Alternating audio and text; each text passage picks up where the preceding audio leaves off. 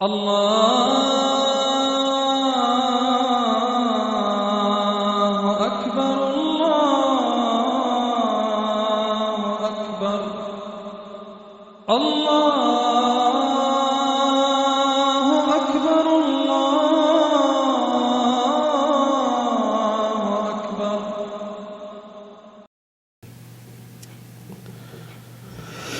الحمد لله وكفى والصلاة والسلام على سيد الرسل وخاتم الأنبياء أما بعد فأعوذ بالله من الشيطان الرجيم بسم الله الرحمن الرحيم ولقد نصركم الله ببدر وأنتم أذلة فاتقوا الله لعلكم تشكرون صدق اللہ مولانا العظیم.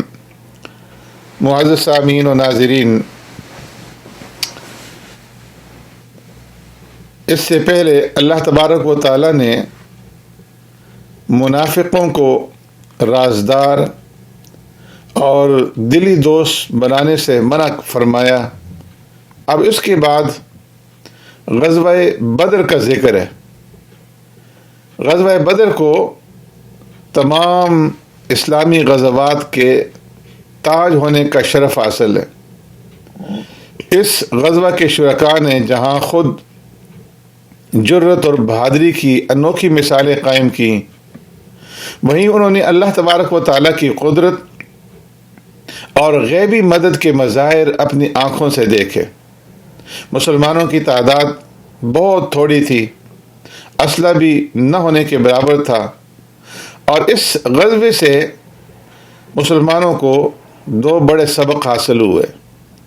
پہلا یہ کہ جنگ میں فتح صرف اسلحہ کی کثرت اور افرادی قوت کی بنا پر حاصل نہیں ہو سکتی، بلکہ اس کی بنیادی شرط ایمان، یقین، اتباع اور استقامت ہے. اور دوسرا سبق یہ کہ جب تک مسلمان حق پر ثابت قدم رہیں گے اور اللہ تبارک و تعالیٰ کی رسی کو مضبوطی سے پکڑے رہیں گے تو انہیں اللہ رب العزت کی مدد حاصل رہے گی اور وہ غالب رہیں گے.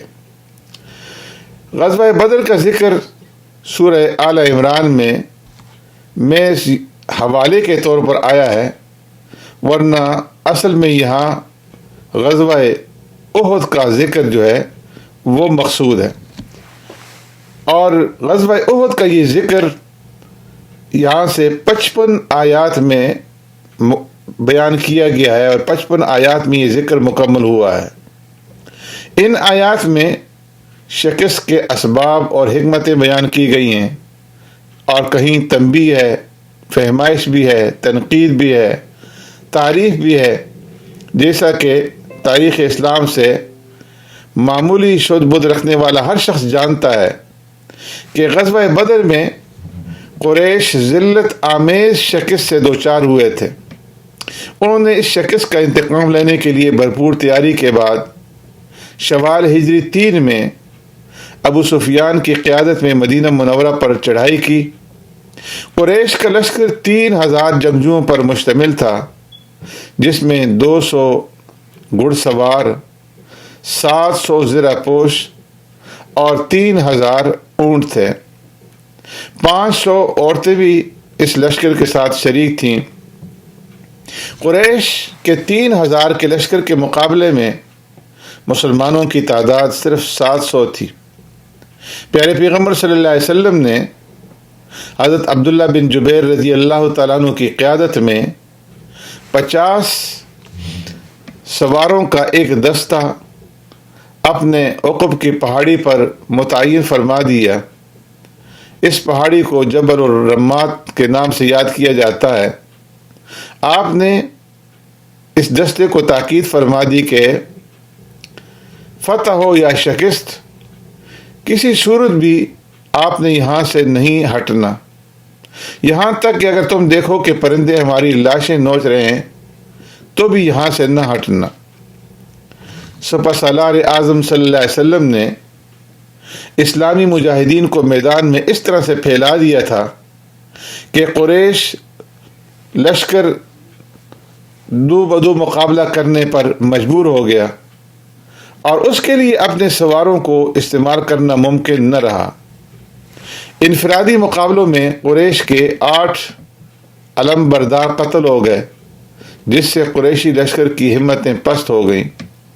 हज़रत अली रज़ी अल्लाह तआला अन्हु, हज़रत अमीर हमज़ा, हज़रत अबू दुजाना रज़ी अल्लाह तआला अन्हुम जैसे इस्लामी शेरों के हमले इस कदर शदीद थे कि मुशरिकों के कदम उखड़ गए और वो मैदान छोड़ करके भाग खड़े हुए।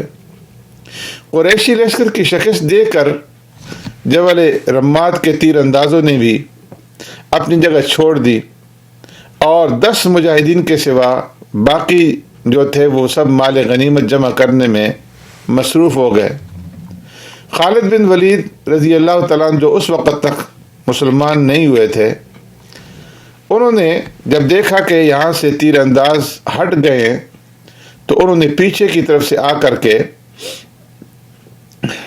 हमला किया और जबल रम्मात पर मौजूद जो तीर अंदाज थे उनको रोनते हुए ज़ोरदार हमला कर दिया। इस्लामी फ़ौज इस शदीद हमले से गाफिल थी। उधर जब भागते हुए कुरैशी प्यादों के सिपाहियों को इस हमले की खबर मिली तो वो भी वापस पलट पड़े। अब इस्लामी लश्कर दो तरफा हमले का शिकार हो गया और यूं बज़ाहिर एक छोटी सी गलती की वजह से मुसलमानों की फतह शिकस्त में तब्दील हो गई। इस लड़ाई में 22 मुशरिकीन मारे गए, जबकि दूसरी तरफ 70 सहाबा रिज़वानुल्लाह अजमईन शहीद हुए, जिनमें प्यारे पैगम्बर सल्लल्लाहु अलैहि वसल्लम के चचा सय्यदुश्शुहदा हज़रत अमीर हमज़ा रज़ी अल्लाह तआला अन्हु भी शामिल थे। कुरैशी लश्कर इस पोजीशन में था कि अगर अल्लाह उसके दिलों को फेर न देता तो वो इस्लामी लश्कर का मुकम्मल ख़ात्मा कर सकता था, लेकिन मौका मिलने के बावजूद वो अधूरी फतह पर ही इत्तिफाक करते हुए मक्का मुकरमा वापस लौट गया।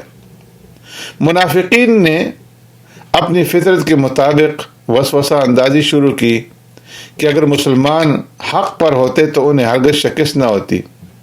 इसलिए 55 आयात में ग़ज़वा उहद पर तबसरा करने के बाद 25 आयात में मुनाफिकीन का तज़किरा है कि जो फितना फसाद का कोई मौका हाथ से नहीं जाने देते थे। उहद के शुहदा की तनफीद से फारग होने के बाद प्यारे पैगम्बर सल्लल्लाहु अलैहि वसल्लम को इत्तला मिली कि अबू सुफियान को रोहा के मकाम पर पहुँच कर अपनी उस गलती का एहसास हुआ है कि मैं जंग के अहदाफ पूरी तरह हासिल किए बगैर लौट आया हूँ और वो अब अपने साथियों की मुलामत की वजह से दोबारा मदीना पर हमला आवर होने का इरादा कर रहा है। आप सल्लल्लाहु अलैहि वसल्लम को जब उसके इरादे की खबर हुई तो आप सल्लल्लाहु अलैहि वसल्लम खुद कुरैशी लश्कर के ताक़ब में चल पड़े और साथ ही ये भी शर्त लगा दी कि मेरे साथ ताक़ब में सिर्फ वही मुजाहिदीन जा सकते हैं जो कल की जंग में मेरे साथ शरीक थे। आप अंदाज़ा कीजिए कि सहाबा इकराम रिज़वानुल्लाह अजमईन के ईमान और यकीन और उनके अज़म और वफा का कि अभी 70 शुहदा को दफन करके फारग हुए हैं और ज़ख्मों और थकावट से नढाल हैं, लेकिन उन्होंने अपने महबूब आका नामदार सरवर कायनात रहमत दो आलम सल्लल्लाहु अलैहि वसल्लम की दावत पर लब्बई कहा और इंतहाई सुरत और जल्दी से सफ़र करते हुए मदीना से 8 मील दूर हमराउल असद के मकाम तक जा पहुँचे। अल्लाह तबारक व तआला ने मुशरिकीन के दिल में रौब डाल दिया और वो तेज़ी से मक्का की जानब कूच कर गए। मज़कूरा मकाम की मुनासिबत से उसे ग़ज़वा हमराउल असद के नाम से याद किया जाता है। इस ग़ज़वा का तज़किरा करते हुए अल्लाह रब्बुल इज़्ज़त फरमाते हैं कि जिन लोगों ने जंग में ज़ख्मी होने के बावजूद अल्लाह और रसूल सल्लल्लाहु अलैहि वसल्लम के हुक्म पर लब्बई कहा, उनमें से जो नेक और परहेज़गार हैं उनके लिए अज्र अज़ीम है। सुब्हानक अल्लाहुम्मा व बिहम्दिका नशहदु अल्ला इलाहा इल्ला अंता नस्तगफिरुका व नतूबु इलैक।